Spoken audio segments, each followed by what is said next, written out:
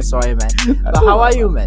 Yeah, man, I'm all good. How are you? Yeah, I'm good, man. Give me that. Give me that. That's very important. And I want to shake your hand and feel that energy. Yeah, man. We've got a lot of energy today. I mean, it's been a long day, but we still got the energy, and we're going to get this going. That's interesting. Even when you told me that. So, and it's come now. My first question for you: how you prepare yourself to be here? Yeah, so today has been a long day. So I've been talking to a couple of clients today. Had a few meetings. Hadn't quite got everything that I wanted done today, but we got a lot of it done. But yeah, today I knew that I was coming on here as well, so I had to do my little research on background about you as well, and just to get prepared and get this going. That's okay. But one thing that forced me, or it's not forced me, that gave me that motivation even to start the podcast, was about talking about freedom of speech. And I heard that. And I had a conversation with my mates, with different people anyway, and about that, the freedom of speech. Yeah. And then I decided to ask all my guests, as first start, what they think about freedom of speech in your perspective.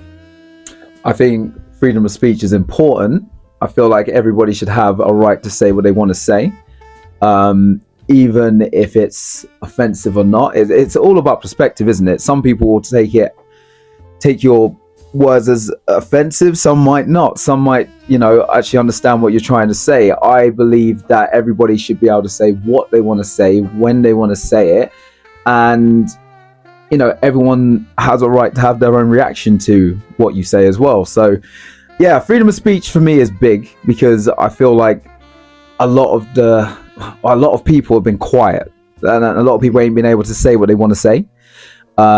Whereas nowadays I feel like everybody has that more freedom to actually say what they've got to say, and I feel like we're learning more from hearing people speak up more.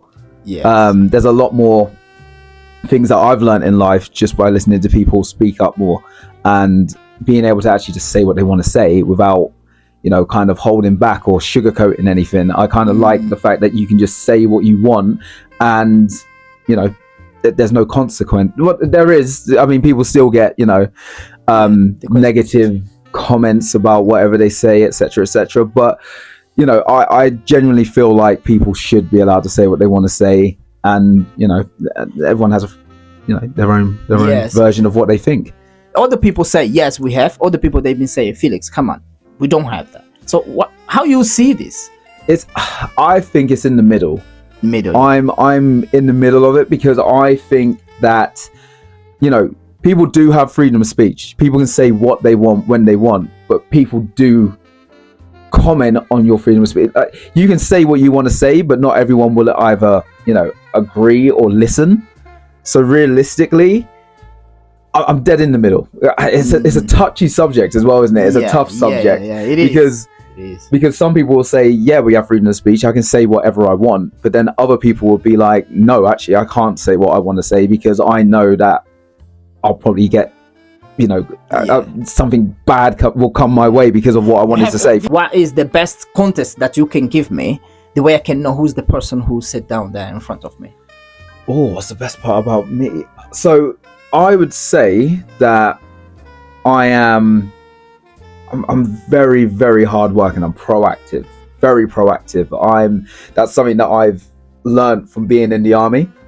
I was in the army for 5 years.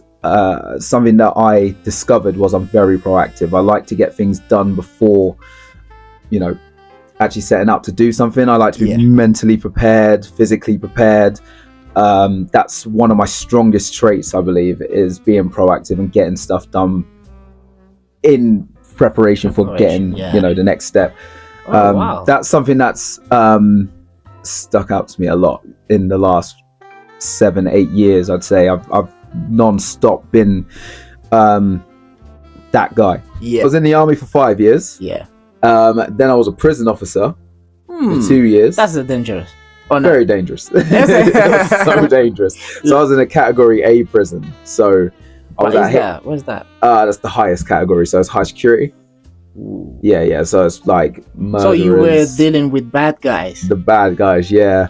That's murderers, armed robbers, GBH, ABH, lifers, long term sentences. Yeah. So and then obviously the real estate after. So yeah, that's So you were dealing with bad guys. yeah. So Very you bad were people. looking their face. Yeah. How's that? So when I left the army, I had a massive ego boost. I was so confident, like nothing like scared me, and I was still to this day, like I'm not really scared of a lot of things. But I think being in the army mentally prepared myself to be a prison officer. So when I was around people that were dangerous, I knew how to make it clear that I wasn't scared of them. Even though like there's been many a times in that prison that I can sit back and be like, I was absolutely petrified because these guys are humongous. You got to consider that most of them are lifers, so they don't care about their lives anymore. They're just ready to kill, and they will hurt you. There's been plenty of times where I thought, you know what, this is gonna get ugly, but you just got to put on a front as if to say I'm not scared, like, and you've just got to stay that way, because if they see you like flake even a little bit, that's when it gets bad for you. So yeah, as long as you keep yourself calm and let them know that you're not scared, like you'll be all right. So I've been heard that saying like those bad guys when they go to prison, and most of them they learn the good ways when they are there, and when they come out they turn to the good guys. What's the reason? What happened in jail that's change people that before that doesn't, nobody could make them change? Sometimes people that go in are actually good people. Some people just make that one silly mistake, to be fair. So they're already a good person. They've just made a mistake. So a lot of the time is when you're in the jail, you're reflecting and you're kind of sitting there looking at yourself going, you know what, I'm actually a really good person. I just need to change my ways. So a lot of the time, it's a good place to just reflect and basically reform yourself and restart like your life. So a lot of them will obviously during their sentence will still be, you know, little shits and because it's the environment they're in, they have to be, but they know that when they get out that they're going to change, and they're going to change for the better. And some people will just go, I'm just not going to go back into that life of crime or do anything silly, but they've already got them traits to be a good person. So I'd say there's a good few people in there that are not horrible people. They just made a mistake. Why when they go there they find Jesus or they find God? I've been seeing many. A lot of prisoners join the Muslim community for protection. What's that? Oh. So it's a big community. The Muslim community in jail is quite big. Wow. Gotta be honest, it's huge. So a lot of people will join the Muslim community simply because, you know, they need protection. Some people are already Muslim, and some people will just to join. Yeah, they'll connect with their faith, etc. But there are other people that will literally just join just because they want protected. Big community. I mentioned like Jesus, but I was not expecting you to tell me that there is a lot of Muslim people. Like it's a lot, yeah. So there's a lot of people that like believe in God as well, that are Christian, etc. But you would Muslim people's the biggest. It's definitely over. What's the reason? Any reason? You know what? I could not tell you that reason. I honestly wouldn't know. I guess it's just there's a lot of recruiters, is the best way to put it, in the prison service, and there are specific people that will just recruit people to join the Muslim community, because when they see you walk into the prison for the first time, especially if you're a first timer, you know, you'll get food, they'll look after you, they'll give you stuff to make sure that that you feel comfortable, and then they'll start to try and convert you to Wow. Yeah, just try to convert you to the Muslim I was community. so what came after? What you did after? So Has a job. So it was during COVID, Yeah. and I was sitting down watching TV, watching a TV show called $1 Million List in New York. Mm-hmm.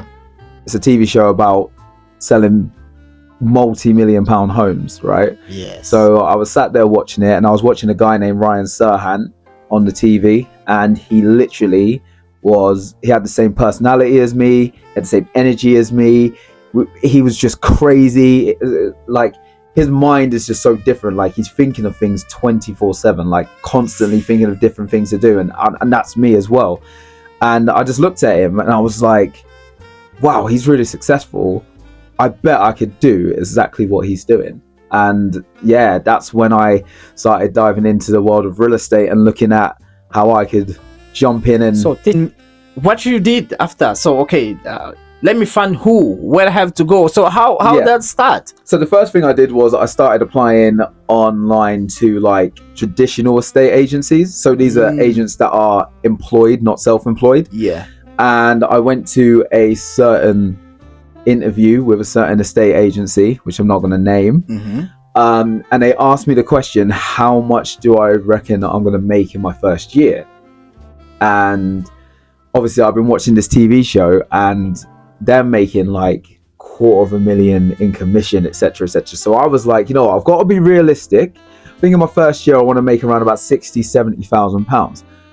And the response I got was, you'll be lucky to make 23. Oh. And I said, oh, why is that? Didn't educate myself and realized it's an employed role, and you only get a certain percentage of the houses that you sell.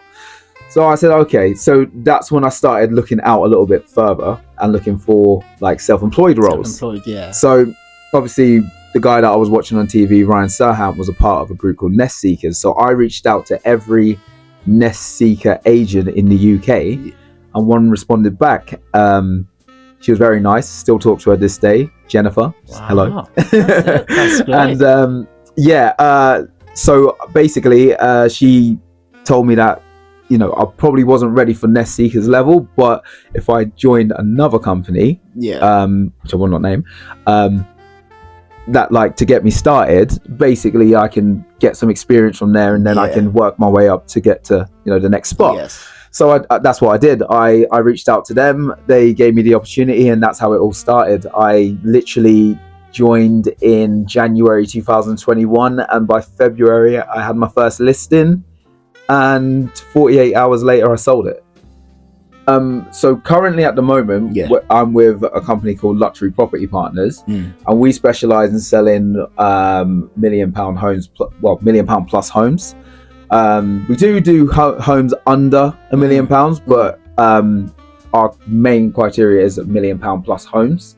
So we help people sell their £1 million plus homes, but we also can work as a buyer agent as well. So we do help people purchase £1 million homes as well. The people who go to visit the houses, there's random people as well, or no? So we do exclusive open houses. Yeah. So you have to inquire, and you have to prove that you can provide the funds, or like you can prove that the funds accumulate to what the house price is, or what the price is that we're looking for the home. So we will have like an open house where we invite everybody on one day. So it could be like on a Saturday, for example. Say if there's 10 inquiries, we'll get 10 people to come through on the same day at the exact same time as well. This is what's different as well from a traditional estate agent. Traditional estate agents normally do viewings one by one. So open house is a lot better because number one, you can get everyone in at the same time. Number two, you can create competition. This is something that we put into all of our listings, is that we create the competition so that everybody knows that there's interest in the property. There's a lot of times where people will say to you like, oh, is there any interest in the property? And you'll say, yeah, there's quite a few, and they don't believe you. They're like, oh yeah, of course he's going to say that. Whereas if you can show it, people know there's an urgency to buy. So this is how you extract the the best number for the property and get the highest price possible, because people will sit back and say, oh, he looks really interested, I better put an offer in. Oh yes. And then the next person will see that and he'll be like, oh, he just put an offer in, now I need to put an offer in. All of a sudden you've accumulated enough to get like the highest price possible for the property. Because when you have a convinced a owner of the house to sell his house. Yeah. So like I've door knocked plenty of houses that weren't on the market and like had it's different when you find someone who wants to sell his house and you help them to sell. Yeah. When you are looking for something and you find a beautiful house and you have your customer say, I'm looking for this type of the house, and you find, oh yeah, he's looking for this house, and how you go inside and how you talk with the person, say, look, you need to leave.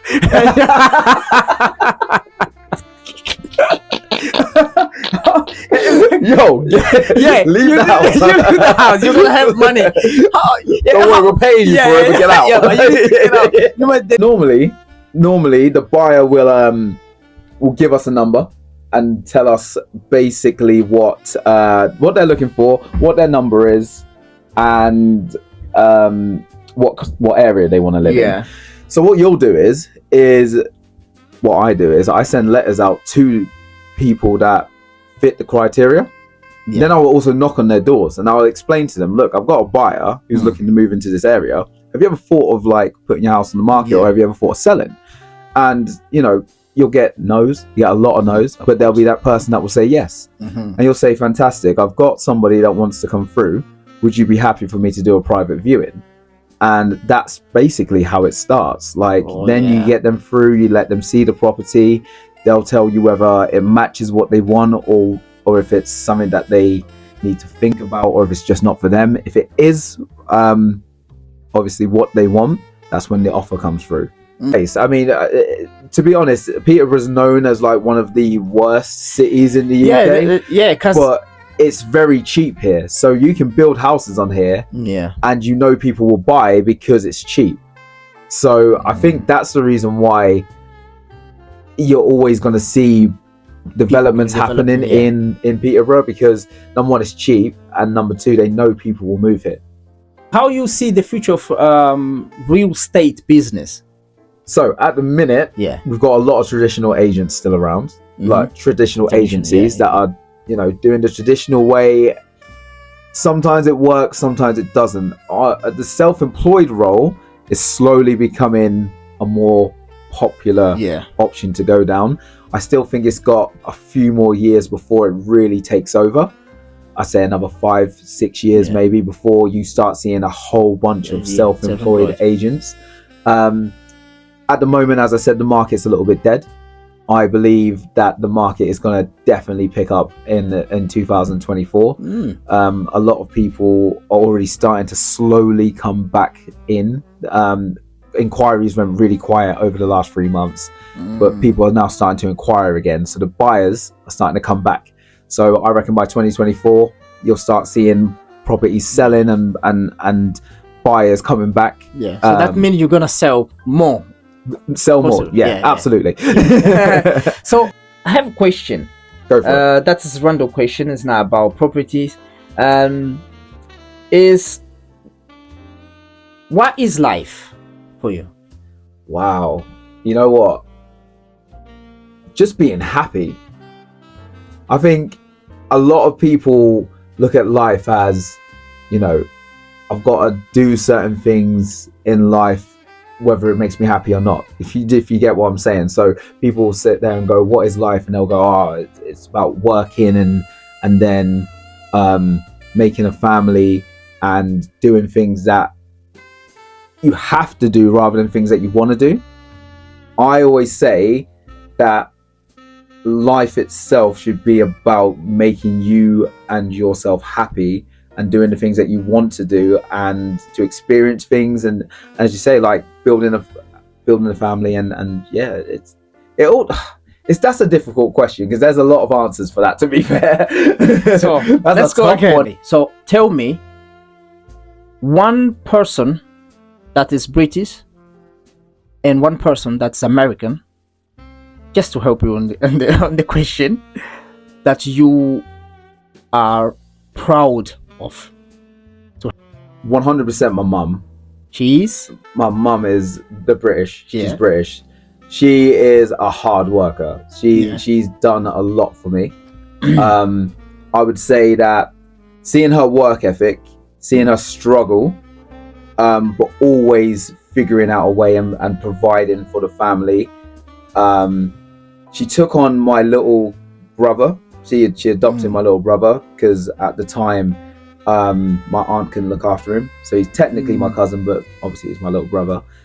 She took him on at the time that she probably shouldn't have, because she was not in the best position to do it, but she's managed to, you know, be strong enough to raise two of us in that environment and managed to get us into a really good position, and now she's in a good position herself.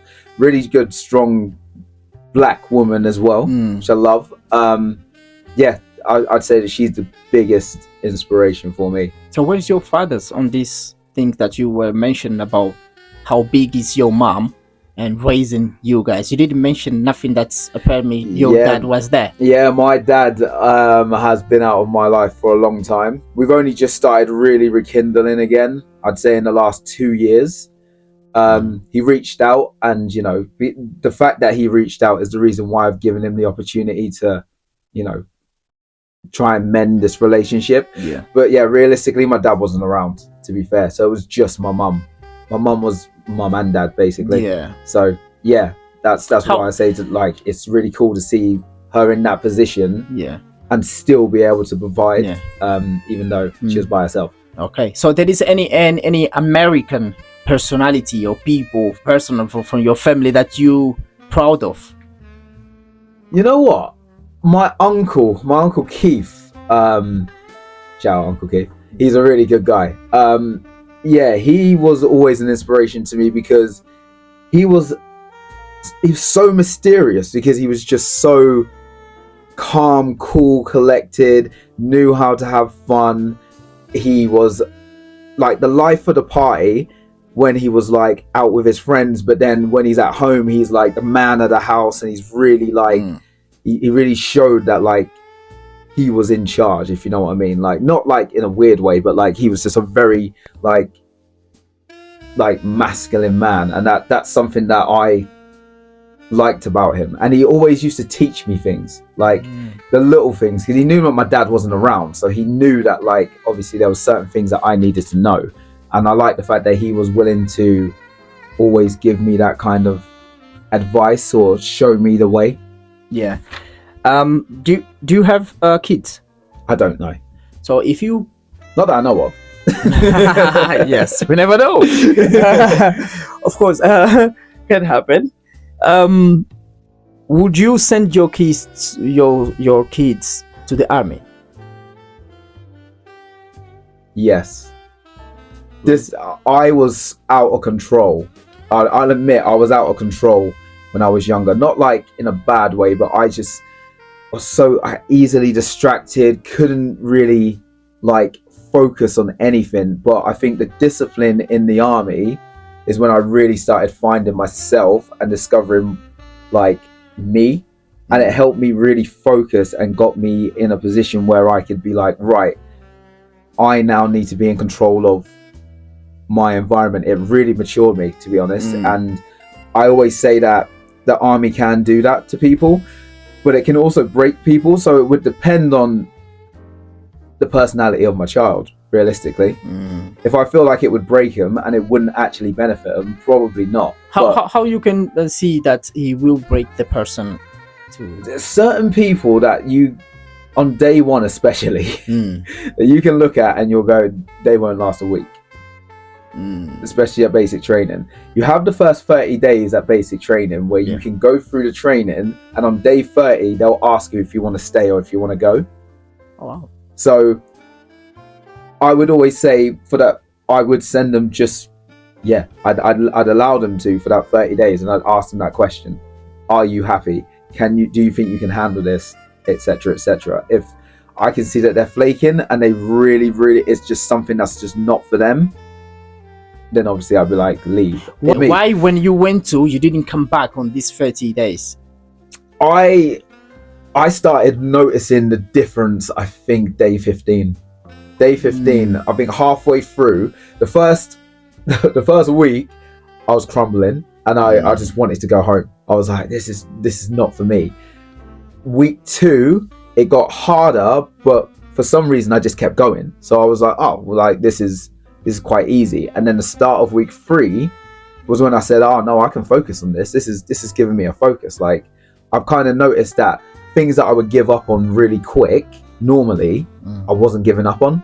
I was actually just still going. So that's when I said, no, this is, I need to be here. There's a reason for me to be here. So yeah, and it worked. It helped. So that's it. Yeah. So are you expecting to be cold in case we're gonna have like the wars in the UK? Unfortunately, I'm so I can be called up until the age of 65 for the reserve. So I mean, I'm not expecting anything to happen. Yeah. Well, we're hoping that nothing happens. Hoping this is just, all speculation, all talk. But yeah, if anything does happen, obviously, I really haven't got a choice, to be honest. So you don't have a choice, innit? I'll probably hide for a little while, and if they give me a call, I'll probably change my number, or but worst comes to worst, and they find me and they come and pull me in the van, I'll go in. But tell me, what's the thing that you regret most? Oh, you know what? I don't regret anything. I think that you shouldn't regret anything. I think that life brings you experiences, and you're given that experience for a reason. So I don't really. There's nothing that there's nothing that I regret. I always say, like, okay, that went wrong. I need to learn from it. But I've never had a moment where I've gone, oh no, like, regret that massively. Do you know what I mean? Like, I feel like, like, life teaches you lessons and you just need to learn from it.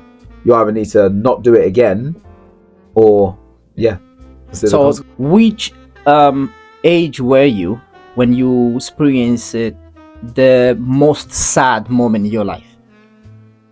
Ooh.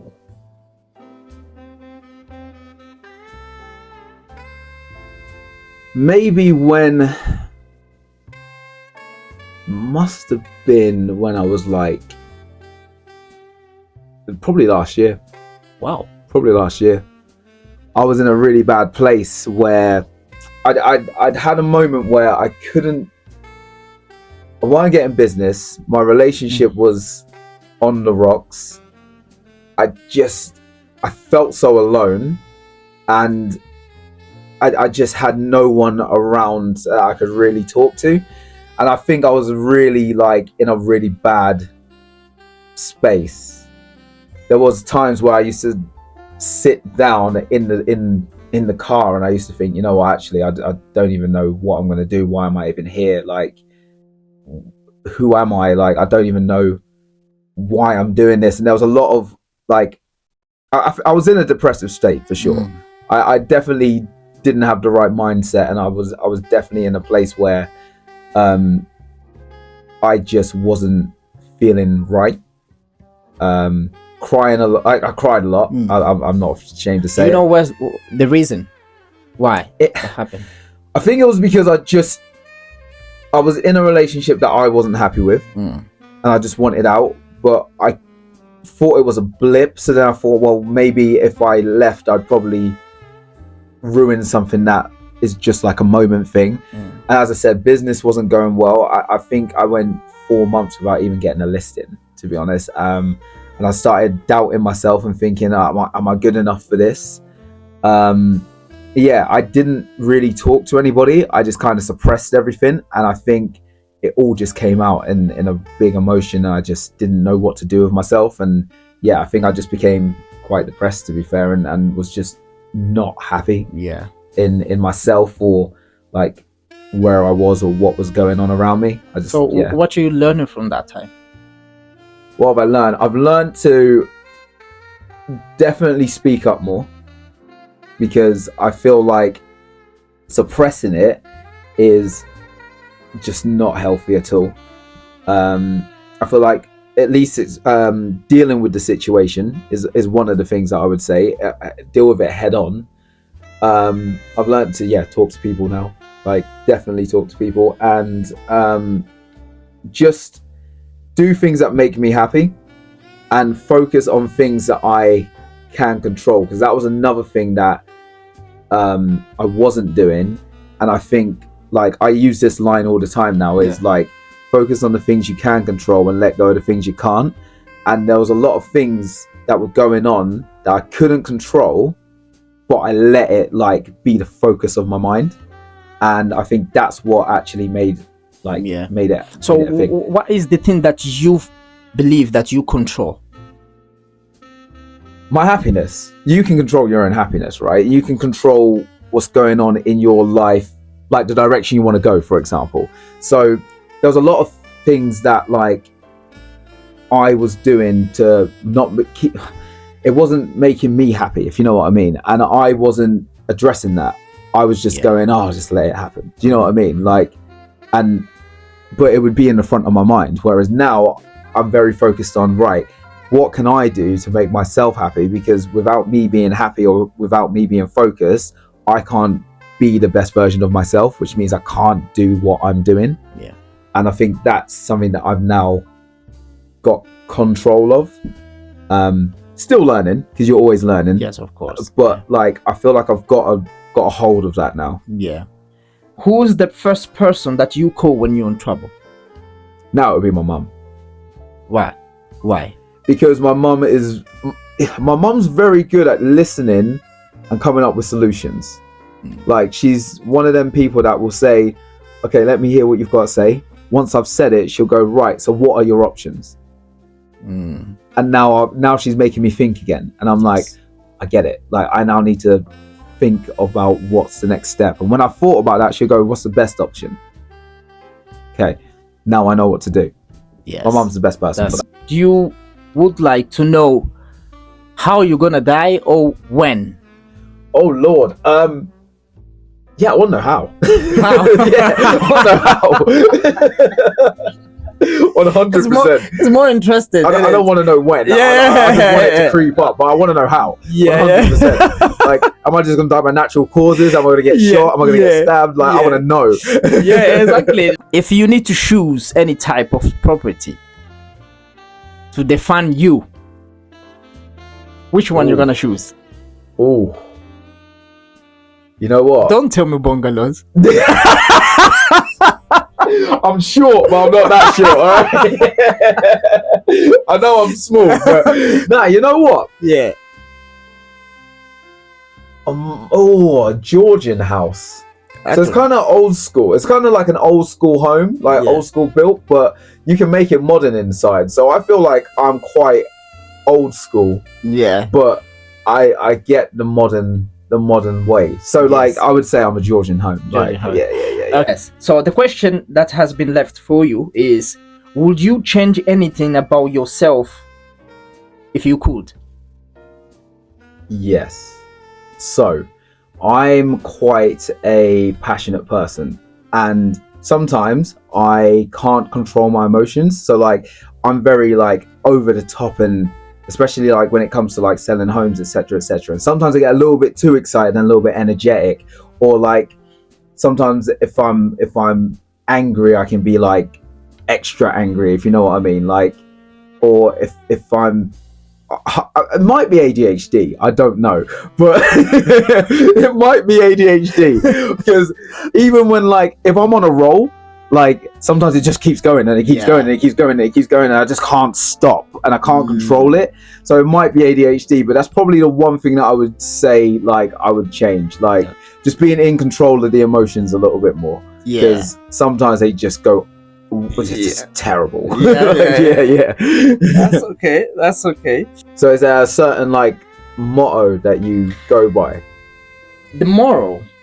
The motto. So for example, mine is like, focus on the things you can control and let go of the things you can't. Like that always lingers in my mind, especially like if I'm on the phone and like, for example, and somebody, I for example, when I was on with my mortgage advisor and he was giving me the bad news, and I would sit there and be like, oh, like this is terrible, like what the hell, but then I sit back and go, let go of the things you can't control Yeah. because you can't control it. Control. So instantly I go back to, oh yeah, I can't control that. It is what it is. Mhm. Do you know what I mean? So is there something that like you? That's come. Honestly, I'm quite about belief. I'm questioning about things. Yeah. Honestly, it's always I'll always be like that, questioning.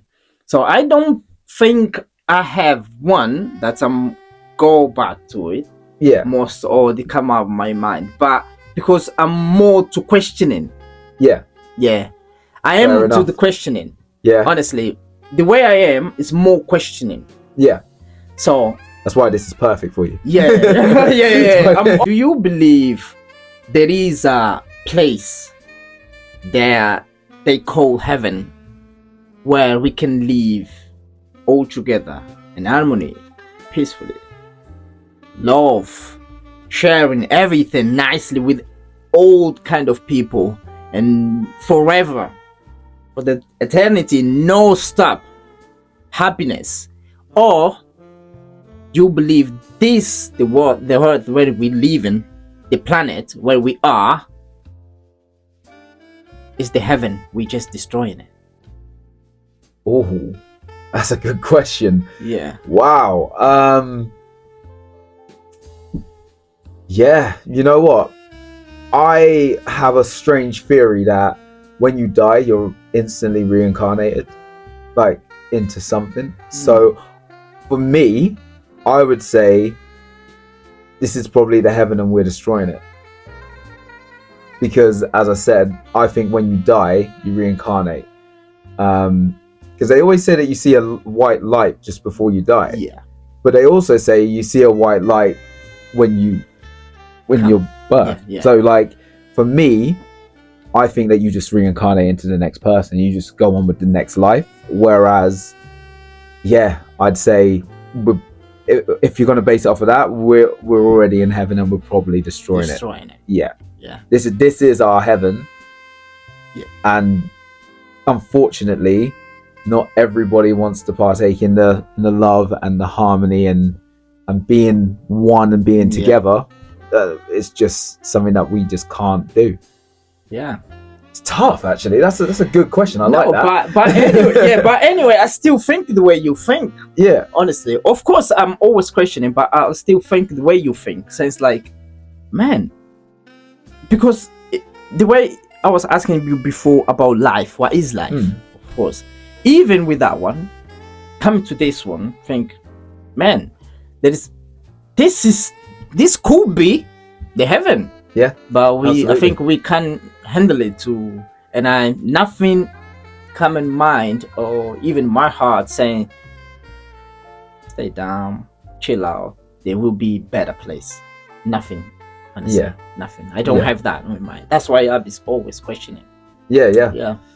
So that's for me as well, because as I said, I think you just get reincarnated into the next life. Yeah. And then it's kind of like a reset for you to then try and live in that heaven with love, harmony, etc. So it's basically like, okay, you tried, it didn't quite work, let's try again. Do you know what I mean?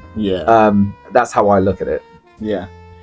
All right, great, man. Give me some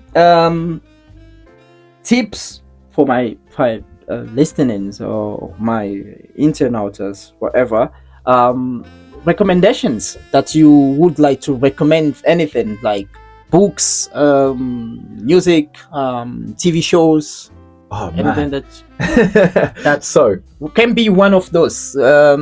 Can be one each. Like so right now, what am I reading at the minute? So David Goggins all day long. Anything David Goggins, just read it. That guy is so motivating. He's crazy. Like, I love the fact that like I listen to him on the Audible, so like the fact that he's always like, get your ass up and just get it going, like stop being a bitch and all that. I'm like, okay, right, I'm back. Okay, cool. I love that. That's nice.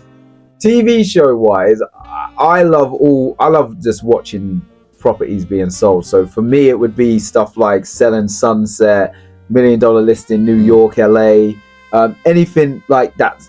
relatable to that, like I would always recommend people to start watching, especially watch $1 Million List in New York, and watch Ryan Serhant, because I think out of all the agents that I've watched on TV shows, I just think he's way more creative, and he's got a different mindset to everybody else. It's the reason why he's really successful. I mean, he sold like $1.6 billion worth of real estate, so the man knows what he's doing. So where people can find this, on Netflix or $1 Million Listing is on, it's actually on Netflix now. It's on Netflix and it's on Prime as well, so Prime, have a look at that. Selling Sunsets on Netflix, and things like that as well. But his mindset is so different. Like, he's just way more creative than everybody that I've seen. So like, if you're looking to find new ways to build your business, follow his lead, because how about music? I listen to all types of music, but I like to listen to old school rap, realistically. So I'm still your 50 Cent's Get Rich Die Trying album, Ludacris, Chicken and Beer. I'm pretty old school with the music, to be fair. I mean, do you still listen to old school music, or are you into the Afro beats now? No, Afro beats a little bit. Because, I'm going to, because I can say it's the vibe, but old school, man. My playlist is old school, honestly. So old school. Actually, Ludacris for Atlanta as well, isn't it? Yeah. Ludacris is actually my favorite rapper of all time. Is it? Yeah. I just love his energy. Like, that's what I'm saying. Crazy again. Like, uncontrollable when it comes to like, and mystical, the rapper as well. Like, they're just crazy rappers. I love them. Okay, so the last one. Yeah. Was there any event that happened in the world, anything that happened in the world that you would like to be in, to see? An event? Yeah. Anything, bad, good, anything that happens in the world that you would like, or I can even say the regime that we had in the world, like imperialism and these things. Which one? There is anything that that happened that you would like to say, I would like to be on this. But I'm talking about big event.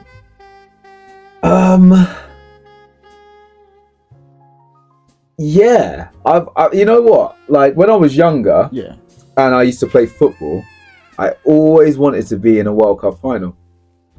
I just wanted to be the last minute goal scorer of a World Cup final. Like, that's probably one of the biggest things for me, to be fair. But then I am thinking now, I would love to be a part of the Fast and Furious like series as well. Because when I started acting, that was when like I was really into like Too Fast, Too Furious, Fast and Furious, Tokyo Drift. Yeah, that's like what really got me into wanting to do it. So I would say being part of the Fast franchise would have been one of the biggest things for me. 100%. We never know, man. You never know. I mean, they're getting ready to stop, I think, but yeah.